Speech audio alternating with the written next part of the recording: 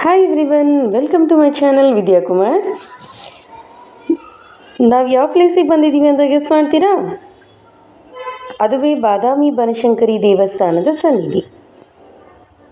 ಈ ದೇವಸ್ಥಾನ ಬಾಗಲಕೋಟೆ ಜಿಲ್ಲೆಯ ಬಾದಾಮಿ ಬಳಿ ಇರುವ ಚೋಳಚ ಗುಡ್ಡದಲ್ಲಿದೆ. ಈ ಪ್ರಸಿದ್ಧ ಐತಿಹಾಸಿಕ ಧಾರ್ಮಿಕ ದೇವಸ್ಥಾನ 7ನೇ ಶತಮಾನದಲ್ಲಿ ಚಾಲುಕ್ಯರಿಂದ ನಿರ್ಮಿತ ಆಗಿರುತ್ತದೆ.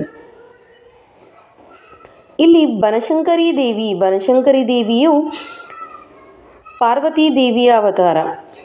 ಈ ದೇವಿನ ಶಾಕಂಬರಿ ಅಂತ ಕೂಡ ಕರೀತಾರೆ. ನಾವು ದೇವಸ್ಥಾನದಲ್ಲಿ ದೇವಿಯ ದರ್ಶನವನ್ನು ಮುಗಿಸಿದ್ವಿ. ದೇವಾಲಯದ ಎದುರಿನಲ್ಲಿ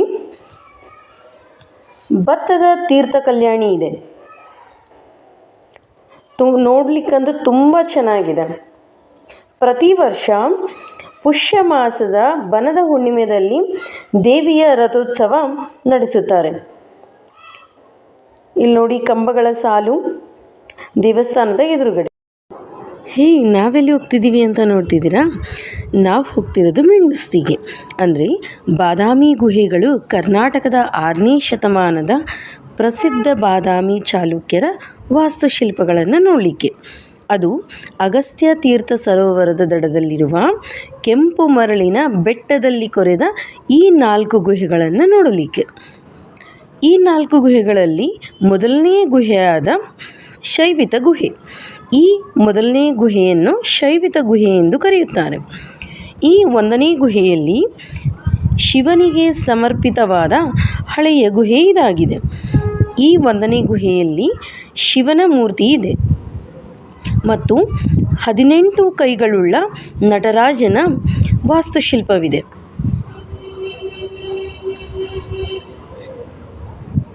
ಇದು 2ನೇ ಗುಹೆ.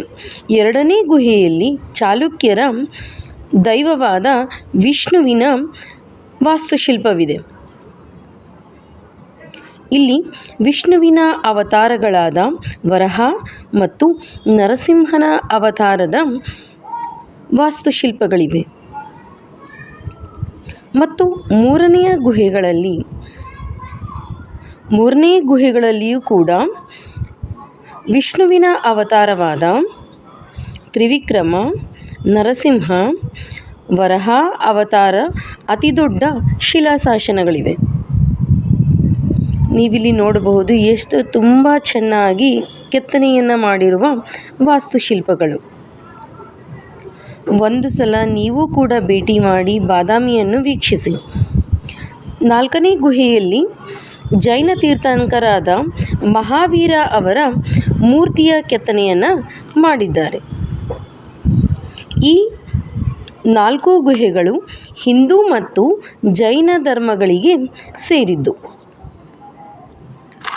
ಈ ದೇವಾಲಯವು ಭೂತನಾಥ ದೇವಸ್ಥಾನ. ಈ ಭೂತನಾಥ ದೇವಸ್ಥಾನದ ಹಾದಿಯಲ್ಲಿಯೇ ಬಾದಾಮಿ ವಸ್ತು ಸಂಗ್ರಹಾಲಯವೂ ಇದೆ. ಇಲ್ಲಿ ಬಾದಾಮಿ ಚಾಲುಕ್ಯರ 6ರಿಂದ 8ನೇ ಶತಮಾನದ ಅಪೂರ್ವ ಶಿಲ್ಪಕಲೆಗಳು, ಶಾಸನಗಳು, ವಿಗ್ರಹಗಳು ಪ್ರದರ್ಶಿಸುತ್ತಾರೆ. ಈ ಮ್ಯೂಸಿಯಂನಲ್ಲಿ ಭೂತನಾಥ ದೇವಸ್ಥಾನದ ಹಾದಿಯಲ್ಲಿರುವುದು ದಾರಿಯಲ್ಲಿ ಹಳೆಯ ಜೈನರ, ವೈಷ್ಣವರ ಮತ್ತು ಶೈವ ಕಲಾಕೃತಿಗಳನ್ನು ಹೊಂದಿವೆ. ಇಲ್ಲಿ ಶಿವ, ಭೈರವ, ಸಿಂಹ, ಚಾಮುಂಡಿ, ವಿಷ್ಣು ಮುಂತಾದ ಮೂರ್ತಿಗಳನ್ನು ಇಟ್ಟಿದ್ದಾರೆ. ಈ ವಸ್ತು ಸಂಗ್ರಹಾಲಯವು 1976ರಲ್ಲಿ ಸ್ಥಾಪನೆಯಾಗಿದೆ. ಈ ಸಂಗ್ರಹಾಲಯದಲ್ಲಿ ಬಾದಾಮಿ ಹಾಗೂ ಸುತ್ತಲ ಊರಿನಲ್ಲಿ ದೊರೆತ ಇತಿಹಾಸದ ಪೂರ್ವಕಾಲದ ವಸ್ತುಗಳಿವೆ. ನೀವು ಕೂಡ ಭೇಟಿ ನೀಡಿ ಬಾದಾಮಿಯನ್ನು ನೋಡಿ ಬನ್ನಿ. ಈ ಬಾದಾಮಿ ಕರ್ನಾಟಕದ ಒಂದು ಐತಿಹಾಸಿಕ ಸ್ಥಳವೆಂದೇ ಹೇಳಬಹುದು. ಧನ್ಯವಾದಗಳು.